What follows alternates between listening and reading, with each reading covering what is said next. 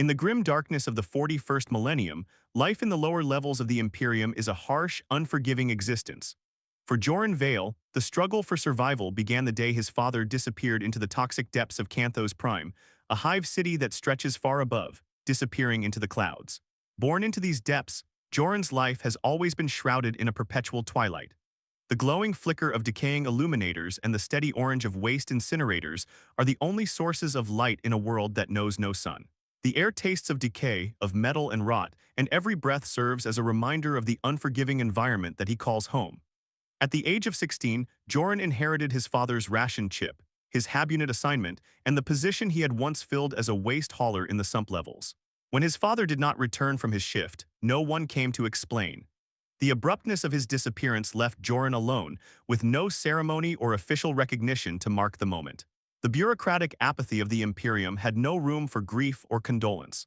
A sharp-faced administrator simply updated Joran's identification tattoo and assigned him to his new life. Since that day, Joran has lived without question, hauling waste through narrow corridors, his every step marked by the decay of his surroundings. The lower levels of Canthos Prime are not built with any sense of care or design. What was once a planned structure has transformed into a labyrinth of crumbling passages and forgotten spaces. Entire sectors have been walled off, the inhabitants left to die or disappear in the silence.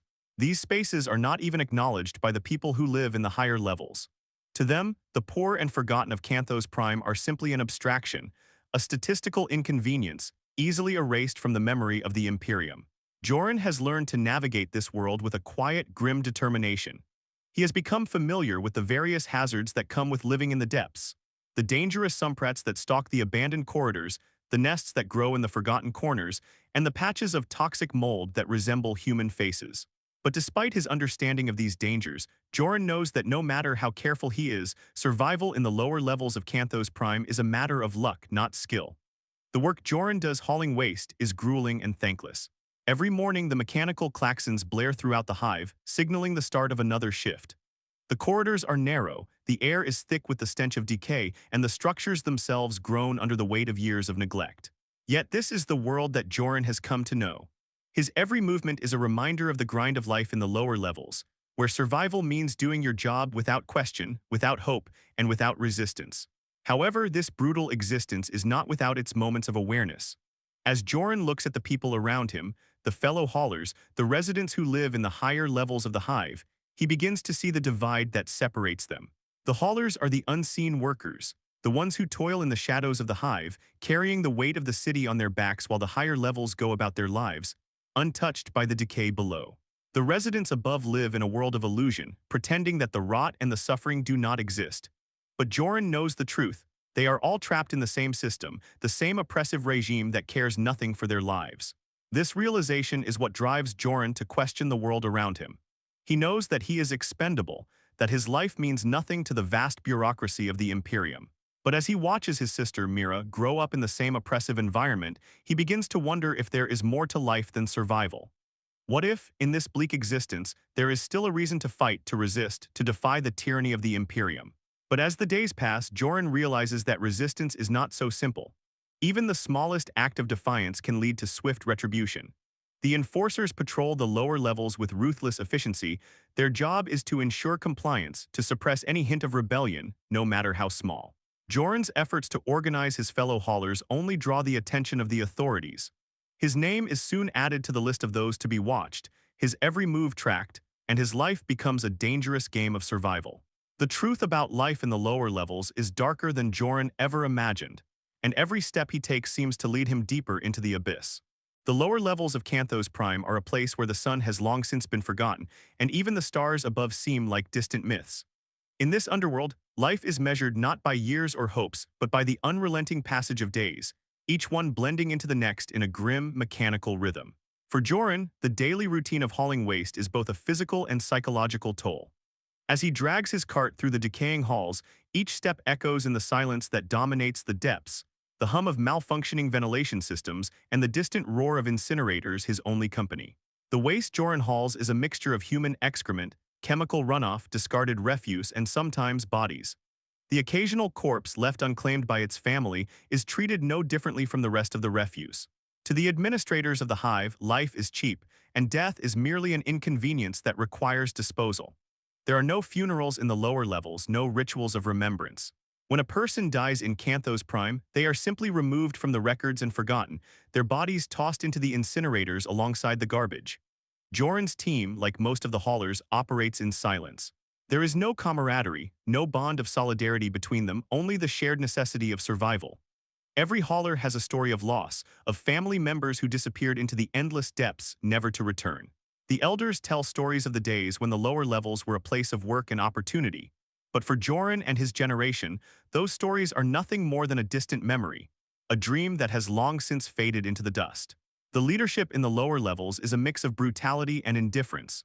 Foreman Kalak, the overseer of the waste collection depot, is a perfect example of the callousness that characterizes the Imperium's approach to the underprivileged. His body is half replaced by crude augmentations, a reminder of the violent past that shaped his present. He rules the depot with a cold efficiency, directing his workers without a hint of empathy, treating them as nothing more than tools to be used and discarded. His mechanical voice echoes through the depot, giving orders with an almost mechanical precision. Despite the oppressive atmosphere, Joran and his fellow haulers remain vigilant, doing their jobs and surviving one day at a time. But even in the darkness, there are whispers of something more, a spark of rebellion that refuses to be snuffed out. Joran begins to hear rumors of disappearances, haulers who were assigned to certain sectors and never returned. Some say they were relocated to labor camps in the Underhive, while others believe they were simply sealed inside their homes and left to die. But no one dares to ask questions, and the enforcers are quick to shut down any attempt at resistance. The work is hard, and the rewards are few. Joran's hab unit, shared with his sister Mira, is a cramped space barely large enough to accommodate their sleeping pallets, a small heating unit that works intermittently, and a chemical toilet that empties into the waste system below. There is no running water, and the water they do receive is delivered from rusted taps at the communal dispensary. It is a bitter, metallic liquid that tastes of industrial byproducts, and though it is supposedly filtered, the filtration systems have not been properly maintained in decades.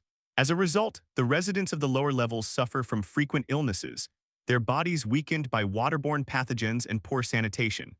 Joran's younger sister, Mira, is a constant reminder of the harsh reality of life in the lower levels. At 12 years old, she has never known a world beyond the grime and decay of Canthos Prime's underbelly. Her growth is stunted by malnutrition, and her skin is pale and thin, a direct consequence of never seeing natural sunlight. While Joran works tirelessly to protect her, he knows that the world they live in offers little hope for her future. Education is a luxury reserved for the children of foremen and security personnel, and even then, it consists of little more than basic literacy and indoctrination into the imperial dogma.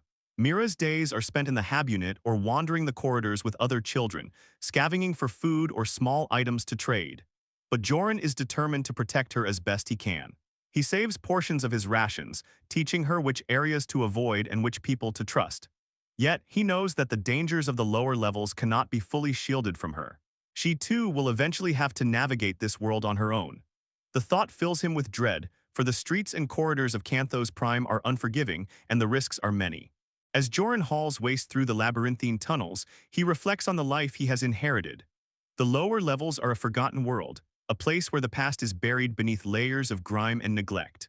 Yet even here, in the shadow of the Imperium's might, there are those who remember the old ways, who hold on to the fragile hope that something can change. And as Joran looks to his sister, he wonders if, despite everything, there might still be a chance for them to escape the cycle of despair that has consumed the lower levels. But as he begins to question the life he leads, the dangers of the Hive grow ever more apparent. What will happen when survival itself becomes the greatest crime of all? The answer, he realizes, may be more terrifying than he can imagine. The question is not whether Joran can survive, but whether he can retain his humanity in a world that demands his soul. The Imperium's grip on Canthos Prime's lower levels is not only physical but psychological as well. For Joran, the walls of the Hive are more than just concrete. They are a constant reminder of his place in the world. The lower levels, in their crumbling, dilapidated state, reflect the indifference of the Imperium. But as the days blur into one another, something begins to stir within Joran. The unspoken truths of the lower levels, the whispers of disappearances, and the strange patterns of life and death push him to question his existence. One night, as Joran returns from his shift, he notices something odd, a sealed HAB unit in Sector 9 Gamma, a section of the Hive that is typically bustling with activity. The seal is not haphazard but precise professional. It is not the work of emergency responders but something far more deliberate. The door is welded shut, marked with official Imperial warnings about structural instability. Yet the building itself shows no signs of collapse. There are no cracks in the walls, no structural damage. It is, as Joran notes, untouched by any real disaster. But the silence within, the absence of life, is what sends a shiver down his spine. The Imperium's efficiency, at least on the surface, is a source of pride for the higher levels. But for Joran and his fellow haulers, the truth is different. The idea that people, entire families, can be quietly erased, sealed inside their own homes without so much as a word, is not an anomaly but a frightening reality. There are no funerals, no investigations, no closure. Just silence broken only by the sounds of their bones decaying in the dark. Joran is not one to ask questions, but this time his curiosity gets the better of him. He begins to ask his fellow haulers about the sealed sector, about the disappearances. His questions are met with muttered responses, the kind that reveal more about the fear in the lower levels than anything else. Some haulers shrug, offering vague explanations about structural integrity. Others change the subject quickly, as if the mere mention of the sealed sector brings a weight that they prefer not to carry. But the unease in Joran grows. He starts to piece together the fragments of information, and the picture that emerges is chilling. The sealed sectors are not isolated incidents. They are part of a larger pattern, a systematic purge that is occurring across the lower levels. Entire residential zones are being depopulated, their inhabitants either relocated to labor camps or sealed inside their homes to be forgotten. The reasons for this purge are never spoken aloud, but they are clear. The Imperium's need for efficiency. People who are deemed unproductive, too old, too sick, or simply too poor to contribute to the Hive's function are discarded without a second thought. As Joran delves deeper into this revelation, he begins to feel the weight of the realization. The lower levels are not simply neglected. They are intentionally reduced, their populations eliminated as if they were no more than excess baggage. And in the face of this, Joran realizes that survival has always been a matter of obedience, a constant cycle of labor and suffering where the only reward is continued existence. But now, the question gnaws at him. What is the point of surviving if there is no hope for a better future? What is life without meaning? Joran's fears are confirmed when he notices that people have begun to disappear without a trace. Haulers who were assigned to certain sectors simply vanish, their absence noted only by the arrival of new workers, those who never question where their predecessors have gone. The fear of questioning the status quo becomes more tangible with each passing day. Whispers in the dark corners of the communal spaces hint at things that no one dares to speak of openly. The enforcers, who once maintained a semblance of order, now seem to be everywhere, their presence a reminder that any hint of rebellion will be swiftly crushed. Despite the terror that hangs over him, Joran cannot ignore the growing sense of injustice. The atrocities that are happening in the darkness of the Hive cannot be dismissed. He begins to talk to his fellow haulers during their brief moments of respite, speaking to them quietly about what he has learned. Some listen with a mix of disbelief and fear, while others remain silent, too beaten down by the system to even entertain the idea of resistance. The fear of retribution has so thoroughly permeated the lower levels that even the mere suggestion of rebellion is enough to make people shrink back into their shells. Yet in this silence, Joran begins to feel the stirrings of something stronger. He starts to see the cracks in the system, the faint flickers of rebellion that lie just beneath the surface. The people in the lower levels have been broken, yes, but they are not beyond saving. Joran knows this because he too has been broken, but he is still here, still fighting, still carrying the weight of the Hive on his back. The realization that the lower levels are being purged, deliberately, efficiently, without any regard for human life, awakens something deep within Joran. It is not anger, though anger burns within him, but a kind of clarity. He begins to understand that survival is no longer enough. The system must be resisted, even if that resistance is small, even if it begins with nothing more than a whisper in the darkness. But as Joran reflects on the hopelessness that surrounds him, he knows that resistance, in whatever form it may take, is the only way to hold onto the humanity that the Imperium seeks to strip away. The truth is that resistance does not need to be grand to be meaningful. Sometimes, it begins with a single, quiet refusal to accept the world as it is. Joran's realization that survival alone is no longer enough weighs heavily on him. The shift from merely existing to considering resistance is a subtle one, but it changes everything. The walls of Canthos Prime seem to grow tighter, pressing against him, making every breath feel labored. It's as though the very air he breathes is imbued with a sense of oppression, a constant reminder that the Hive has no room for weakness or questioning. To survive here, one must follow the rules, keep one's head down, and never stir the waters. But the realization of what is happening to the lower levels cannot be ignored. Joran begins to notice the small signs of change, the ones that before he would have dismissed as part of the daily grind. More sectors are being sealed off, their inhabitants disappearing with no explanation. The whispers about relocation camps and disappearances grow louder, and even the most hardened haulers start to look over their shoulders. It's no longer just the haulers who are under suspicion, everyone in the lower levels is now a potential target. The once familiar faces of his fellow workers seem to be fading, replaced by new, unfamiliar ones who ask no questions.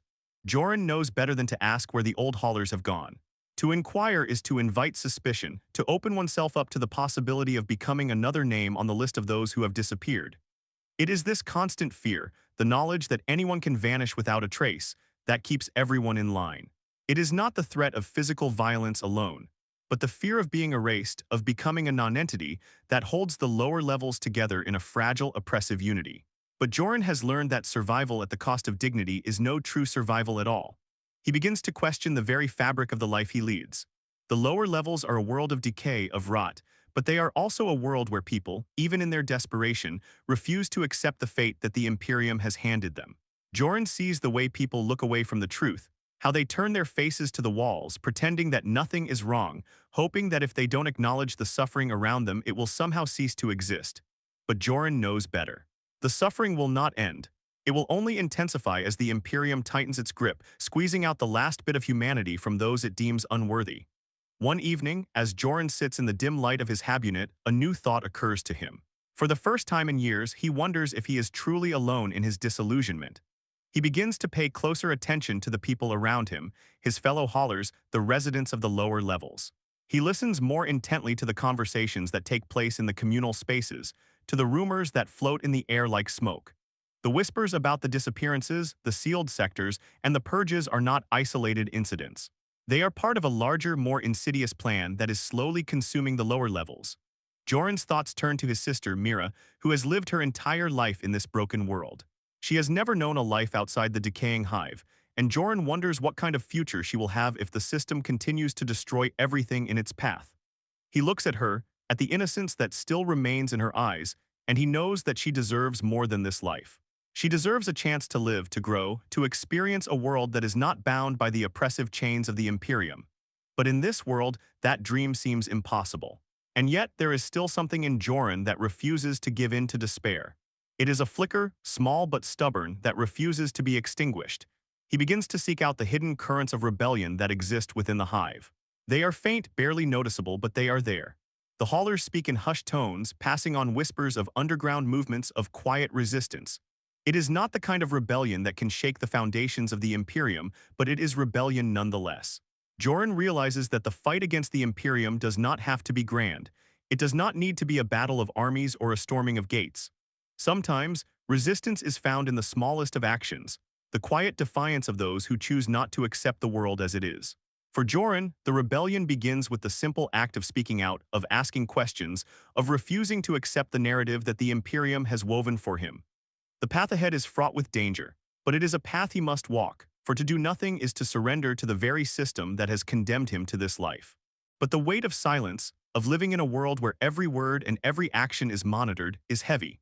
The people of the lower levels have learned to speak only when necessary, to keep their heads down and avoid drawing attention. Any hint of defiance is met with swift and brutal retribution. Joran knows this well. He has seen it happen to others who dared to challenge the system, and he knows that the same fate could await him. But the knowledge that he is not alone in his thoughts, that others share his frustration, gives him the strength to push forward. As the days pass, Joran finds himself drawn to the idea of organizing the haulers, of forming a network of resistance that can quietly undermine the Imperium's control. He begins to talk to his fellow workers, cautiously at first, testing the waters. Some respond with fear, others with anger, but a few, those who still remember what it means to be human, begin to listen. Slowly, the network begins to form, a silent rebellion in the heart of the hive. But Joran knows that they are not yet ready. The time for open defiance has not yet come. The Imperium's enforcers are everywhere, and any misstep could spell their doom. But even in the darkest corners of Canthos Prime, there is hope. The people are not all broken. And as long as there is one person who refuses to accept the world as it is, there is a chance that the cycle of oppression can be broken. In the shadows of the hive, a spark of rebellion is kindled. It is small, but it is enough to set the fire of resistance alight. The weight of the lower levels never lets up. Every day in Canthos Prime feels like the same, a never-ending cycle of hauling refuse, avoiding the dangers of the hive, and merely surviving. But now, Joran carries a new burden. The resistance, however small it may be, has begun to take shape, and with it comes the knowledge that the path ahead will not be easy. Every decision, every word spoken, every action taken could cost him everything. His life, his sister, his very existence in the hive. The idea of rebellion had always seemed distant, abstract even. It was the stuff of old stories, of legends about long-dead heroes who fought against impossible odds.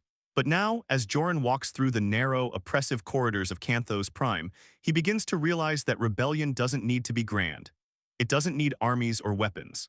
It can begin with a whisper, a shared understanding, and a simple refusal to comply. It begins with those willing to risk everything to expose the truth, to shine light on the darkness that the Imperium works so hard to keep hidden. Joran begins to meet others who share his vision, though they are few and far between. The Haulers are a fractured group, divided by fear, by loyalty to the system, and by the crushing weight of their own survival. But there are those who are ready or perhaps desperate enough to listen. They are the silent ones, the ones who have seen enough suffering and who are beginning to question the life they've been forced to lead. They speak in hushed voices, in places where the enforcers are least likely to hear, about the fate of the lower levels, about the disappearances, about the sealed HAB units and the systematic purges. Each conversation is a small victory, a crack in the wall that the Imperium has built to separate them from the truth. As Joran gathers his courage, he begins to reach out to those who have shown even the slightest hint of rebellion in their hearts. They don't speak openly, not yet. They meet in secret in the shadows of the hive where the light is scarce and the walls are thick with the sounds of the city's machinery. They speak of what must be done, of what the Imperium has done to them, and what must be done to break the chains that bind them. But as much as Joran finds solace in these small meetings, he knows that nothing can truly change until they act. Resistance requires more than just words, it requires action. And in the depths of Canthos Prime, where even the smallest misstep can lead to death, action is a dangerous thing. Every whisper is a risk, every movement a potential death sentence. Joran's thoughts turn back to Mira, his younger sister. The life she has known is one of survival, of endless struggle, and of constant fear. She has never known a world beyond the darkness of Canthos Prime, beyond the walls of their small hab unit. Joran has done everything in his power to protect her, but as the days pass, he feels the crushing realization that there may be nothing left to protect her from. The Imperium cares nothing for the lives of the people in the lower levels. They are expendable resources, easily discarded when they are no longer of use. And with the threat of consolidation looming closer every day, the fear of what awaits them intensifies. Mira, though young, understands the world she lives in. She may not grasp the full extent of the horrors that Joran is beginning to uncover, but she feels the weight of the hive. She knows that their lives are precarious, that survival is not guaranteed. The constant tension in the air, the ever-present danger of violence or disappearance, has shaped her just as it has shaped Joran. She is tough, resourceful, and wise beyond her years. And though Joran tries to shield her from the darker truths of their world, he knows that she will soon have to face them herself. The quiet moments Joran shares with Mira are precious, fleeting moments of normalcy in a life that offers little else. In the silence of their hab unit, Joran can almost forget the decay, the corruption, the hopelessness that surrounds them. For a brief moment there is peace, peace in the small gestures, in the shared silence, in the hope that somehow, despite everything, they might find a way out. But the realization creeps in slowly, like the stench of the waste he hauls every day. They cannot stay here forever. The Imperium's tightening grip will eventually come for them, and no amount of hope, no amount of work will keep them safe. The consolidation, the systematic purging of the lower levels, is an inevitability. The fear that has settled into Joran's bones grows deeper, more consuming. He knows that the time for mere survival has passed. If he and Mira are to have any chance of escape, they must act now. The pressure is unbearable. Joran knows that he must decide. Will he continue to live in the shadows, waiting for the inevitable, or will he take a stand no matter the cost? The weight of the choice is heavy, but the answer is clear. Survival is not enough. It never has been. But how does one fight an empire that is so vast, so cold, so indifferent to life?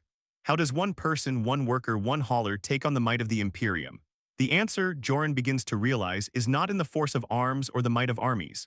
It is in the quiet rebellion that starts with the smallest action, with the refusal to accept the world as it is. It is in the courage to speak out, to ask questions, to demand a future that is not defined by the decaying walls of the hive. In the depths of Canthos Prime, the smallest flicker of resistance becomes a beacon in the darkness.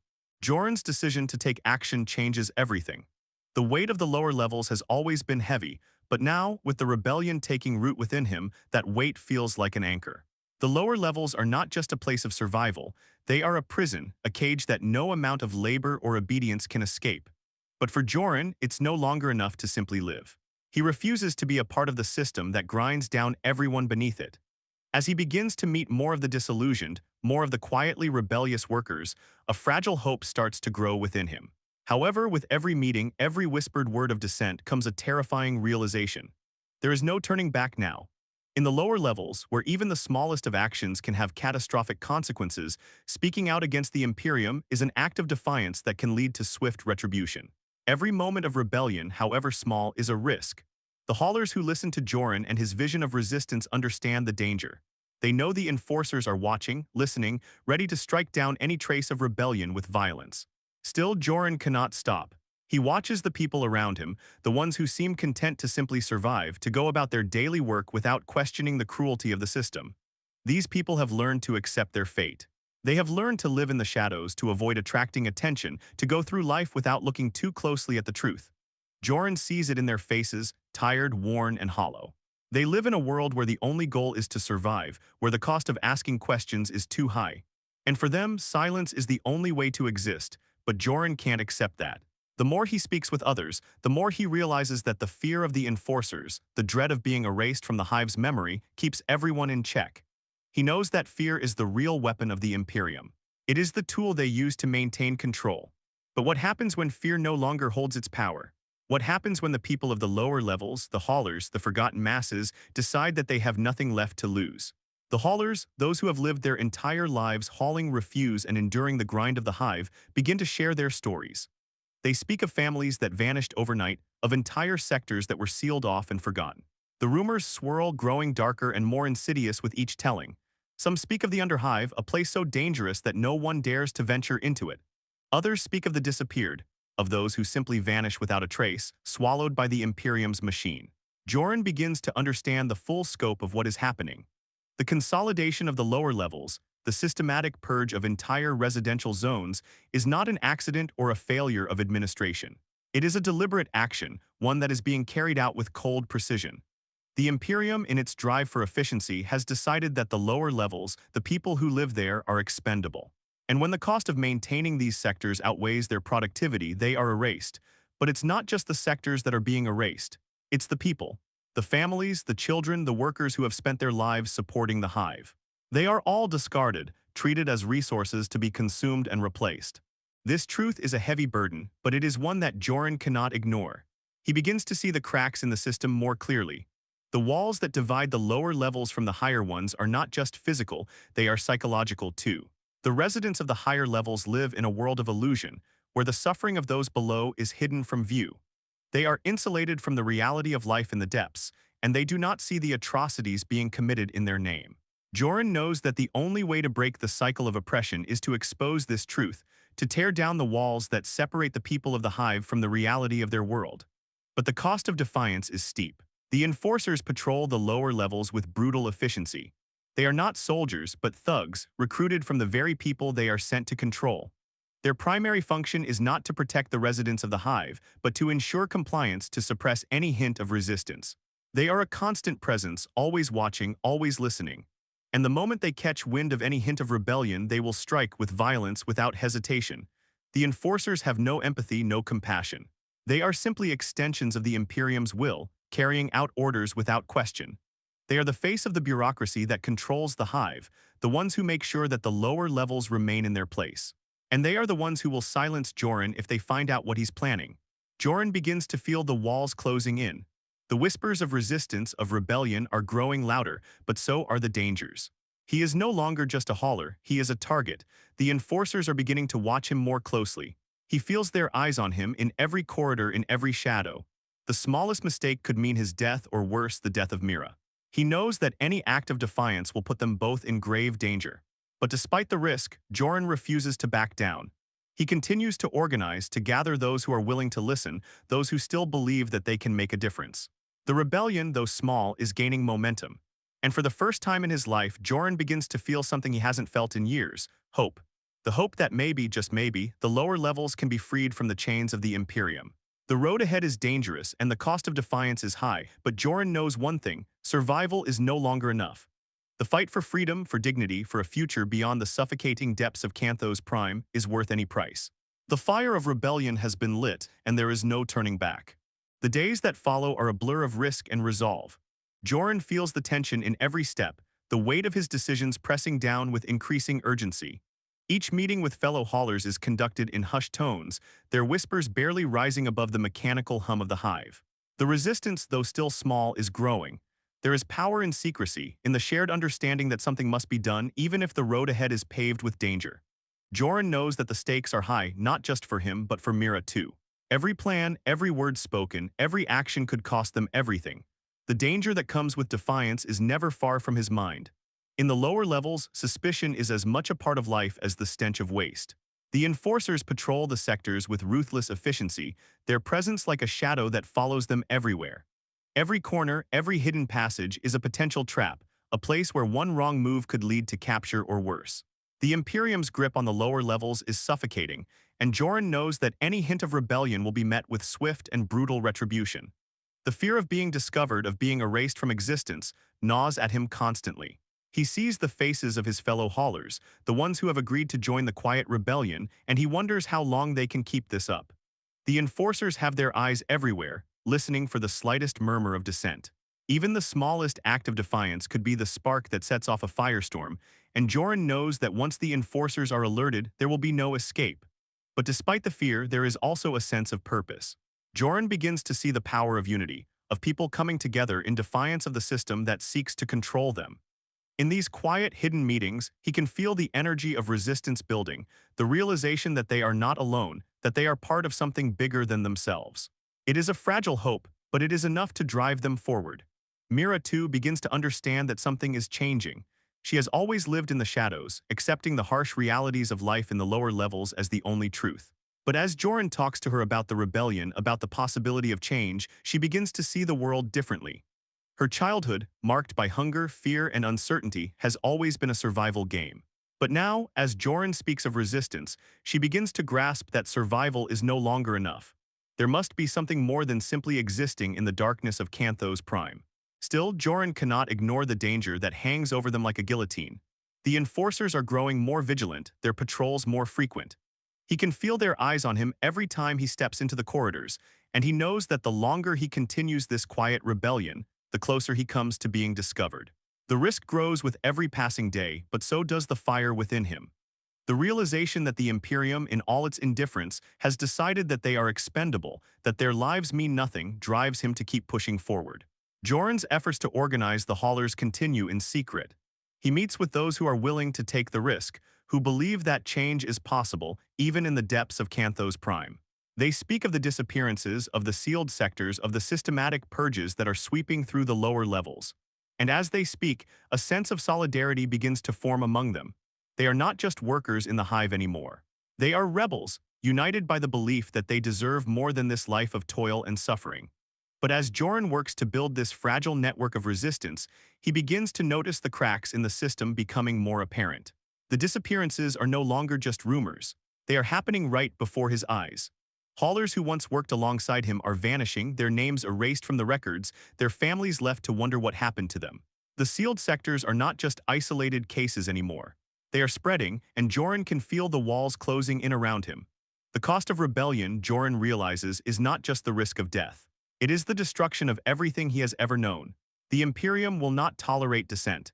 It will not allow even the faintest flicker of resistance to survive. And the closer Joran gets to exposing the truth, the closer he gets to uncovering the full extent of the Imperium's cruelty, the more he risks losing everything he holds dear. But even in the face of this overwhelming threat, Joran cannot stop. The fire of rebellion burns too brightly within him. He knows that the people of Canthos Prime are not meant to live in the shadows forever. They are not meant to be forgotten, to be erased from history as though they were nothing more than expendable resources.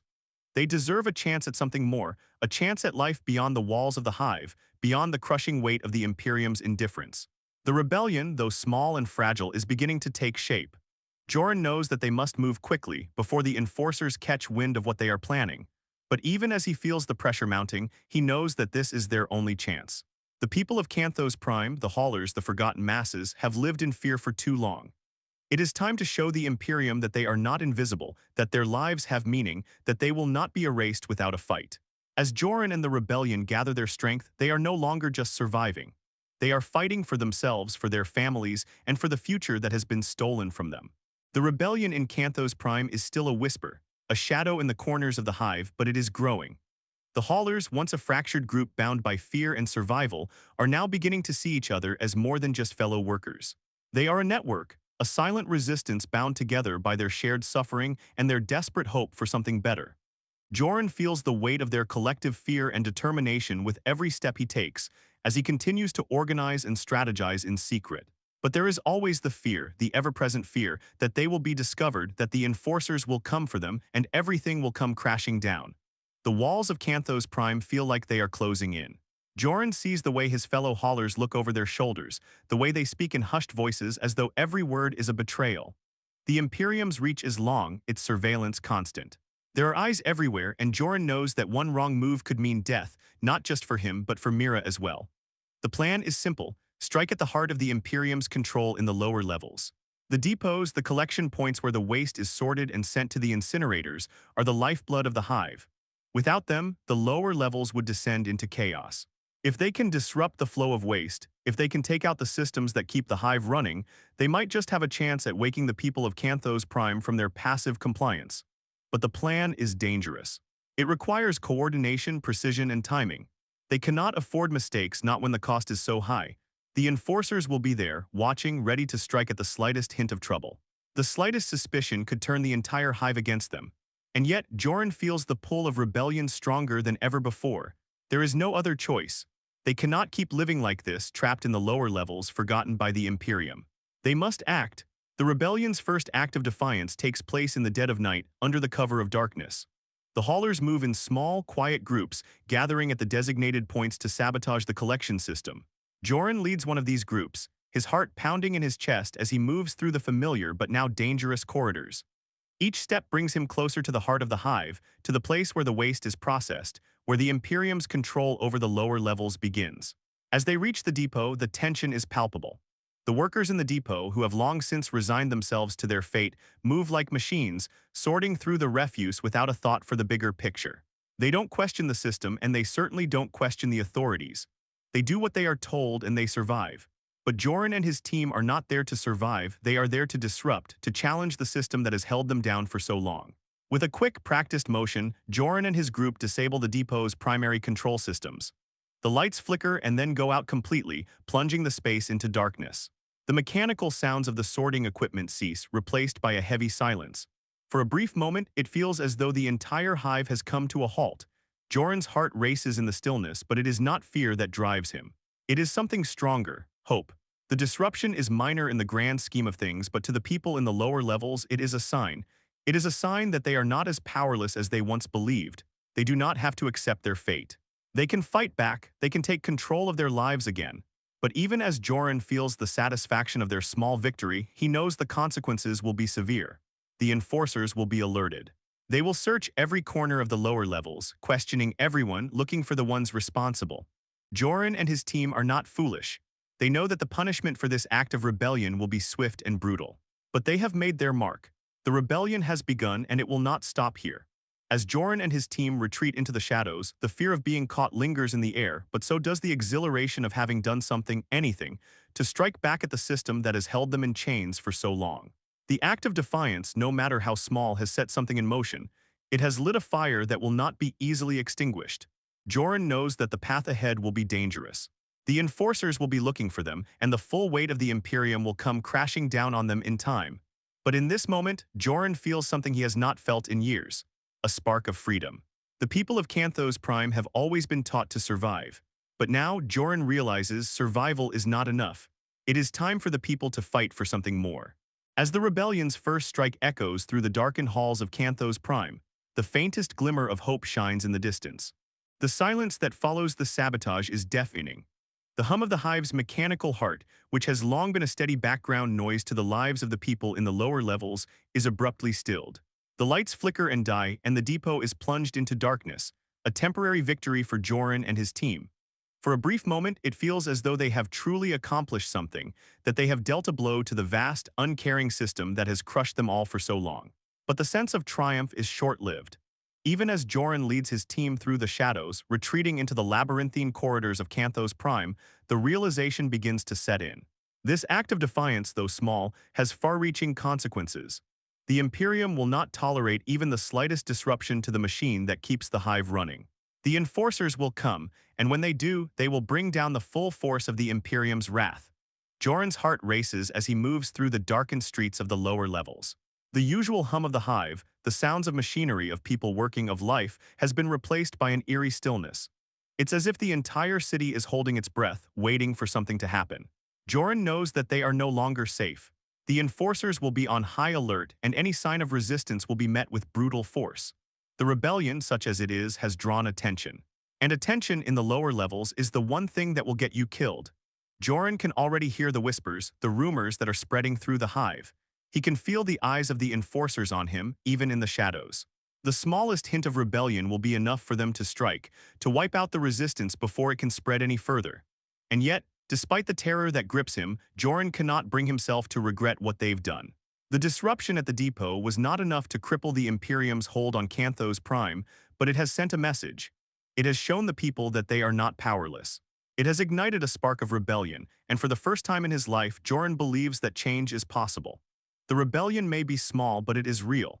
And if they can keep the fire alive, if they can continue to chip away at the foundations of the Imperium's control, then maybe, just maybe, they will have a chance at something better. But the cost of resistance is steep, and Joran knows it. The enforcers will stop at nothing to root out the rebellion, to crush it before it can grow. The first signs of retaliation come quickly. The enforcers begin sweeping through the lower levels with renewed vigor, searching for anyone who might be connected to the disruption. The pressure is unbearable. Every corner feels like a trap. Every movement is a potential betrayal. Joran watches as his fellow haulers, those who have joined the rebellion, begin to vanish one by one. They are dragged from their homes in the dead of night, their names wiped from the records, their families left to wonder where they've gone. The enforcers do not care about the truth. They do not care about justice. They care only about maintaining control, about silencing those who would dare to defy the Imperium's will. The fear is palpable. It hangs in the air like a cloud, suffocating everyone in the lower levels. Joran feels the weight of it pressing down on him, threatening to crush him beneath its intensity. He has already lost so much: his father, his sense of hope, his belief in a future beyond the squalor of Canthos Prime. And now, with the enforcers closing in, he fears that he will lose everything again. His sister Mira is the only family he has left, and he will not let her fall into the same darkness that has claimed so many others. But how can he protect her when the walls are closing in, when every day brings them closer to being discovered? Joran begins to question whether the rebellion is worth the price. The lives they have built, the fragile resistance they have forged, are hanging by a thread. The enforcers are ruthless, and they will stop at nothing to eliminate the threat. He feels the weight of the decision pressing down on him. If he continues down this path, if he keeps pushing for rebellion, the consequences will be dire, not just for him, but for everyone he cares about. And yet there is a part of him that cannot give up. The fire that was ignited in the depths of Canthos Prime has not been extinguished. It burns brighter now, fueled by the knowledge that they are not alone, that others are willing to stand with him, to fight back against the tyranny of the Imperium. This fight is bigger than survival. It is about dignity, about reclaiming their humanity, about showing the Imperium that the people of Canthos Prime will no longer be silenced, that they will no longer be forgotten. The price of resistance is high, but Joran knows that the price of inaction is even higher. The longer they wait, the stronger the Imperium's grip becomes. The people of Canthos Prime cannot afford to wait any longer. They cannot afford to live in fear, to accept the world as it is. The cost of resistance is steep, but the cost of doing nothing is the death of their hope, the death of their future. As Joran watches the enforcers close in, he knows that the time for hesitation is over. The rebellion must continue, no matter the cost. The fire of resistance burns brightest in the darkest moments. And even in the face of overwhelming odds, Joran knows that they cannot stop now. The weight of Joran's decisions continues to build as the days pass. The rebellion, once a flicker of hope in the shadows of Canthos Prime, is now a flame that refuses to be extinguished, even in the face of mounting danger. With each passing day, the enforcers become more ruthless in their pursuit of the resistance. The people of the lower levels, once docile and compliant, now look at Joran and his group with a mix of fear and awe. They know the risks of standing against the Imperium, but they also know that survival at the cost of their humanity is no longer an option. Joran is not naive enough to believe that the enforcers will stop at anything less than total annihilation of the rebellion. The sweep of the lower levels has begun in earnest. The enforcers raid habunits, drag people from their homes, and disappear them without a second thought. Joran can hear the screams echoing in the night, the sound of bodies being dragged away to an uncertain fate. The fear of being caught weighs heavy on him, but it is something he has learned to live with. It is not the fear of death that consumes him now, but the fear that the rebellion might fail, that all the sacrifices made so far will amount to nothing. Mira, still sheltered in the relative safety of their cramped habunit, has begun to ask questions. She has always known that life in the lower levels was harsh, but now, as Joran begins to share with her the true scope of the rebellion, she is beginning to understand the magnitude of what they are up against. Joran has kept her in the dark for as long as possible, wanting to protect her from the dangers he knows are lurking around every corner. But now, with the enforcers tightening their grip, he realizes that there is no more time to shield her from the truth. The rebellion has grown, but so has the Imperium's response. Joran knows that it is only a matter of time before the enforcers make their move, before they come to his door and drag him away like so many others. He has seen the destruction they leave in their wake, families torn apart, entire sectors wiped out without a second thought. He can't let that happen to Mira, he won't let it. But what can he do? The rebellion, though small and still fragile, is starting to gain momentum. Word of their actions has spread throughout the lower levels. The people are no longer willing to remain silent, no longer willing to let the Imperium dictate their lives. The movement has sparked something within them, a desire for change, for justice, for freedom. And Joran knows that they can't stop now, not when the people have finally started to see that they have power, that they can make a difference. Still, the fear of retribution looms over everything. The enforcers are watching, waiting for the right moment to strike. Joran feels it in every whisper, in every nervous glance exchanged among the haulers. The slightest misstep could lead to their destruction. The weight of that knowledge is almost unbearable. Each day is a gamble, a chance they take with their lives. They cannot afford to make mistakes. Joran feels the tension building to a breaking point. He can see it in the faces of his fellow rebels, in the exhaustion that has begun to settle into their eyes. The constant fear, the constant hiding, the constant running, it is wearing them down. It is wearing him down. The fight has become less about hope and more about survival. The small victories they have won seem insignificant in the face of the overwhelming force that the Imperium can bring to bear. But Joran knows that every small victory is a step toward something bigger, toward the possibility of a future where they are not just surviving but living. Then the inevitable happens. The enforcers come for them. One night, as Joran and his group make their way through the darkened streets of the lower levels, they are ambushed. The enforcers, tipped off by a traitor in their midst, are waiting for them. The air is thick with tension as Joran and his group scramble for cover. The sound of boots pounding on the concrete echoes in the distance, growing closer with every passing second. They are surrounded. In that moment, Joran knows that this could be the end. The rebellion, their fight, everything they have worked for could be crushed in an instant. But as the enforcers close in, Joran looks to his fellow rebels and he sees something in their eyes. It is not fear but defiance. They may be outnumbered, but they will not go down without a fight. And Joran knows that the moment for action has come. The time for hiding, for waiting, is over. The first shots ring out, echoing through the narrow streets. The enforcers rush forward, but the rebels are ready. They fight back with everything they have, knowing that this may be their last stand. The chaos is overwhelming, the sound of gunfire, the clash of bodies, the screams of battle filling the air. Joran feels the adrenaline pumping through his veins as he fires his weapon, fighting to protect his fellow rebels, fighting to protect Mira, to protect the future they are all fighting for. But even as the battle rages on, Joran knows that this is only the beginning. The Imperium will not let them go easily. The enforcers will come again, and they will come with greater force. This fight, this rebellion, will not be won overnight. It will be a long, bloody struggle. But Joran is ready. He knows that the cost of resistance is high, but the cost of submission is far higher. And as the first battle rages, Joran understands that the rebellion is no longer just about survival. It is about fighting for a future that they can call their own. The chaos of the ambush continues to echo through Joran's mind long after the battle ends. The rebels fought with everything they had, and for a brief moment it felt as though they had the upper hand. But the enforcers are relentless. They do not stop, they do not falter. No matter how many rebels they lose, they come back stronger, faster, more prepared. Joran knows that the consequences of this ambush are far from over. In the aftermath of the clash, the streets of Canthos Prime are eerily quiet. The sound of battle fades, leaving only the stench of gunpowder, blood, and the damp metal of the hive. The rebellion has taken its first casualties. Some of Joran's closest allies are among the fallen. As the dust settles, Joran stands in the middle of the wreckage, his chest heaving, his mind racing. The faces of the fallen rebels haunt him. They gave everything for this cause, and now their lives have been sacrificed to a brutal, oppressive system that shows no mercy. The cost of rebellion has been laid bare before him.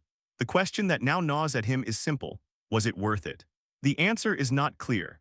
As Joran looks over the battlefield, the bodies of his comrades sprawled across the cold, unforgiving concrete, he feels the weight of the decision to resist. The fight against the Imperium is not a clean one. It is not the heroic battle he once imagined. It is ugly, chaotic, and filled with sacrifice. The rebellion may have won a few battles, but the war, Joran realizes, is far from over. The Imperium's power is vast, and it will not be toppled easily. But even in the face of overwhelming odds, Joran refuses to let the flame of resistance die. The people of Canthos Prime may be beaten, broken, and scattered, but they are not beyond saving. They may have lost today, but they have not lost everything.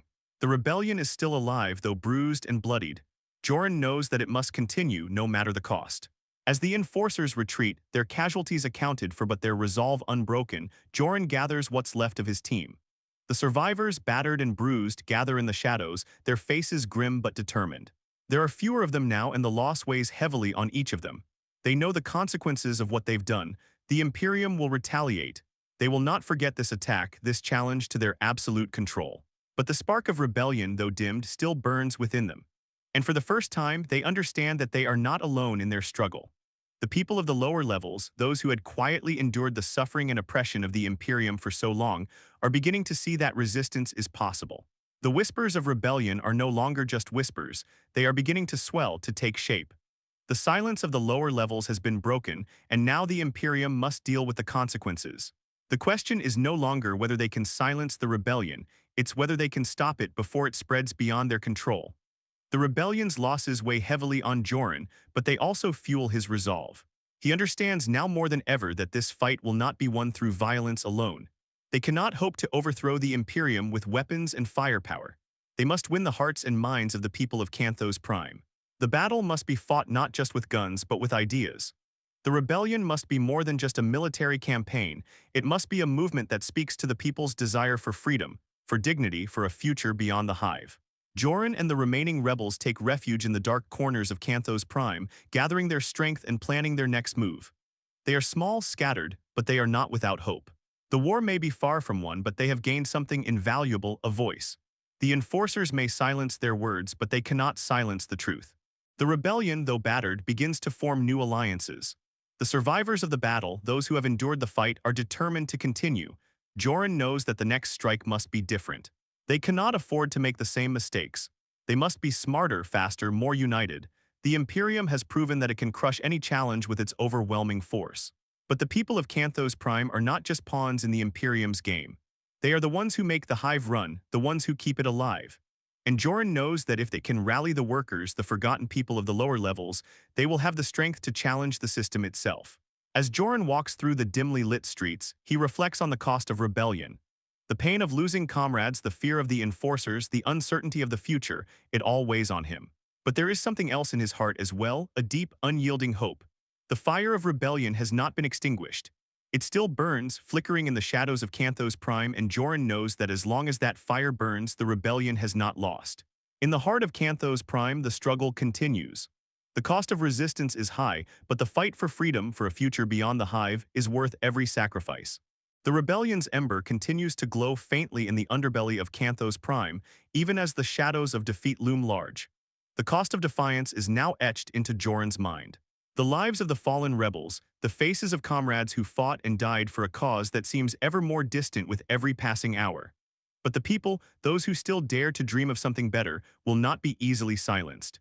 As much as the weight of the rebellion presses down on them, it also stirs something else within Joran.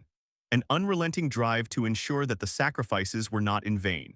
He cannot afford to let the fire go out, even if it means risking everything. The rebellion is no longer just a small group of disillusioned workers.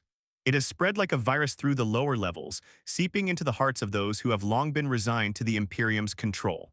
The spark of defiance is catching, growing stronger with each whispered word, each covert meeting in the dark corners of the hive. The workers, the oppressed, the forgotten, they are beginning to see the cracks in the system. And while the enforcers have wiped out many of the rebel cells, they cannot quash the idea that life doesn't have to be like this. The idea that a future exists beyond the crushing walls of Canthos Prime is too powerful, too dangerous, for the Imperium to ignore. Joran knows that the enforcers will be coming for them again. The rebellion's first strike, though small, has been met with devastating retaliation. The Imperium will not allow such acts of defiance to go unpunished. The crackdown will be swift, brutal, and without mercy. The whispers of rebellion will only grow louder, but so will the Imperial response. The question, Joran realizes, is not whether the rebellion can survive the enforcers. It is whether the people will continue to rise, even when they know that the cost could be their lives. As Joran moves through the darkened streets with the remaining rebels, he feels the weight of the decision before them. They are at a crossroads, there is no turning back. If they continue, the enforcers will escalate their efforts. They will destroy every trace of the rebellion, burn it to the ground. But if they stop now, if they give up, then everything the fallen rebels fought for will be meaningless. The cost of rebellion will have been in vain. It is in this moment, surrounded by the ruins of their battle, that Joran understands the true nature of their struggle. It is not just about survival anymore. It is about the belief that things can change, that there is still hope in the darkest of places. They may be outmatched, outnumbered, and on the verge of being crushed, but they will not go quietly into the night. They will fight until they have no fight left, until the last breath is taken. And in the end, even if they fall, they will have done something that cannot be undone. They will have shown the Imperium that they are not invisible, that they are not to be ignored. Joran gathers the rebels for one final meeting. The survivors, though weary, still have fire in their eyes. They know what's at stake. Joran speaks of the future, of the possibility that this fight, no matter how costly, is worth it. The people of Canthos Prime have been forgotten for too long. It is time for them to reclaim their lives, to reclaim their dignity. And even if they are forced to fight in the shadows, even if they must retreat into the dark, they will never stop. The words he speaks are not new, Joran has said them before many times.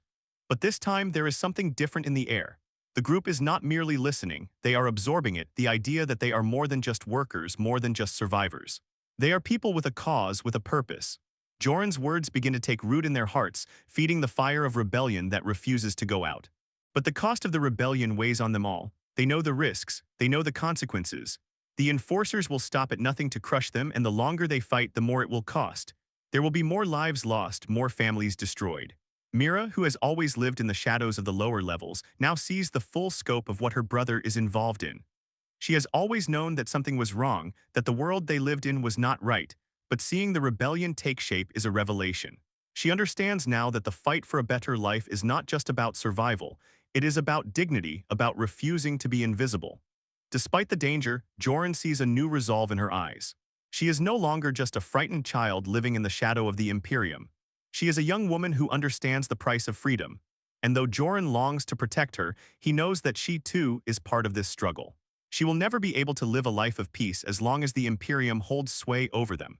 The rebellion is not just for Joran or Mira, it is for everyone who has ever been forgotten, overlooked, discarded by the system.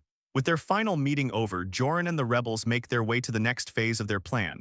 The enforcers will come. It is not a question of if but when. And when they do, Joran and his people will be ready. They have no choice but to continue, to push forward despite the overwhelming odds. The storm that is coming will test them all. But Joran knows that they are no longer just fighting for survival. They are fighting for something far more powerful, the belief that they can change their world, that they can take back their future. In the heart of Canthos Prime, the rebels prepare for the next battle. The price of defiance is steep, but the cost of submission is far greater, and they will not stop until they have a future worth fighting for. The days leading up to the next confrontation are tense, fraught with a mix of anticipation and dread. Joran and his fellow rebels have made their preparations. Their resources are limited, their numbers few, but they are no longer the scattered, fractured group they once were. The rebellion has taken root deep in the heart of Canthos Prime, and though they are still outmatched, they are no longer invisible. They are a force, small but united, ready to face whatever comes next. As Joran surveys the remains of their previous battle, the wreckage of what was once a symbol of the Imperium's unyielding control over the lower levels, he feels a new sense of resolve. The enforcers are coming, he knows this. They are not just going to sweep through the lower levels, they are going to raise it, to root out every last trace of rebellion. They will crush the rebellion with every tool at their disposal. The power of the Imperium, though vast and ruthless, is about to collide with something the Imperium has never accounted for, a people who refuse to be silent any longer. The lower levels are alive with rumors, whispers of what is to come.